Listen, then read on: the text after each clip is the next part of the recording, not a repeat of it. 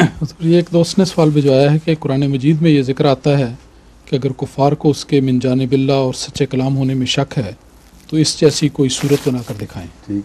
एक जगह ये भी जिक्र है कि 10 सूरतें बनाकर दिखाएं। ठीक है। वो पूछना चाहते हैं कि इस चैलेंज में ये फ़र्क क्यों किया गया। ये सवाल मुबहम है, क्योंकि कुरान करीम में जहाँ 10 का जिक्र किया वहाँ सियाक़ व सुबाक़ से ये बात समझ आनी चाहिए कि क्यों यहाँ 10 का जिक्र है। बाद जगह सारे कुरान का जिक्र है, तो ये मुनहसर है किस मौके पर यह जवाब दिया गया है और किस ताल्लुक़ में। जहाँ 10 का जिक्र है वहाँ 10 की सूरतों में शुरू से आखिर तक वो मज़ामीन हैं जो पूछने वालों को बेबस कर देते हैं, और जो अमूमी सारे आलम को चैलेंज है उसमें सारे कुरान की बात हो रही है। वरना कई लोग मैंने देखा है यहाँ भी कह देते हैं कि शेक्सपियर की ज़ुबान इतनी ज़बरदस्त थी और कुरान करीम में ज़ुबानदानी का दावा किया हुआ है। हालांकि हम तो जब शेक्सपियर पढ़ते हैं तो ज़्यादा हम हैजानी तौर पर उसके कब्ज़े में आ जाते हैं, और कुरान करीम पढ़ते वक्त कई जगह बड़ी मुश्किल पड़ती है, जागे रहना मुश्किल हो जाता है। वो इन मज़ामीन को समझते नहीं। इल्म कलाम में असल ताकत उसकी सच्चाई की होती है, और कुरान करीम का दावा सच्चाई के साथ ऐसा मजबूती के साथ मुंसलिक है, उसको अलग नहीं किया जा सकता। लोग फसाद और बलागत की इस हकीकी तारीफ़ को समझते नहीं हैं।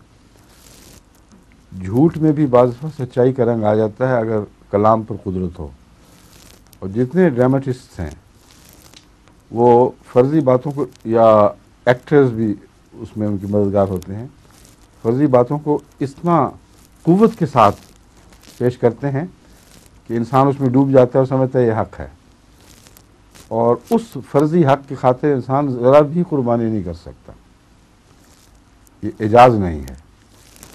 अगर एक आदमी कितना ही अच्छा ड्रामा पढ़ रहा हो और कोई कहे कि तुम बड़ा अच्छा ड्रामा पढ़ रहे हो इसलिए तुम इससे मुतअस्सर होकर इसमें जो आला किरदार दिखाया गया है, तुम आज जाके वहाँ दरवाज़े बंद करो, खिड़कियाँ बंद करो, सर्दी आ रही है, ये काम करो, होगा मेरी बुला से।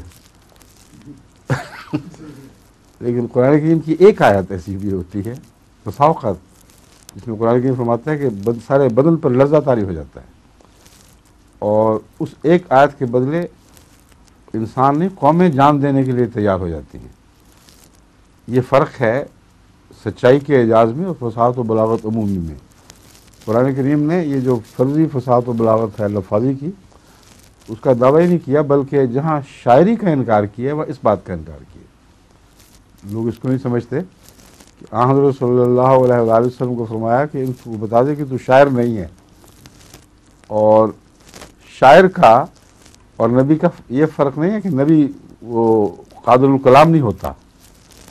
नबी के कलाम में ऐसे मकाम भी आते हैं जो शायरों से बहुत बढ़कर दिलों पर असरअंदाज हो जाते हैं, मगर शायर है झूठा है, जो फ़र्ज़ी बातें करने वाला है। वो कौमों की तो क्या, एक इंसान की भी हालत नहीं बदल सकता।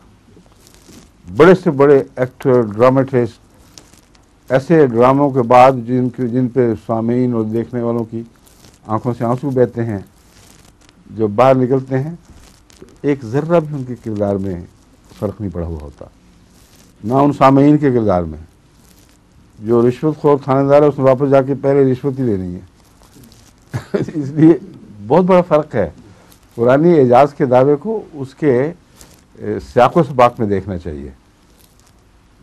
जहाँ शायरी की नफ़ी करता है, लाजिम बात है कि शायरों वाला एजाज़ नहीं बयान कर रहा।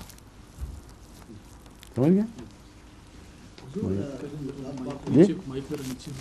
ओहो, अच्छा, इतना ही है वहाँ से, इसलिए नीचे हो गई। ये ऊपर से ज़्यादा मोटा था ना, तो मैंने फिर इनका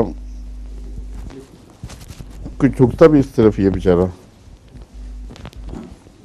अब ठीक है, आवाज़ का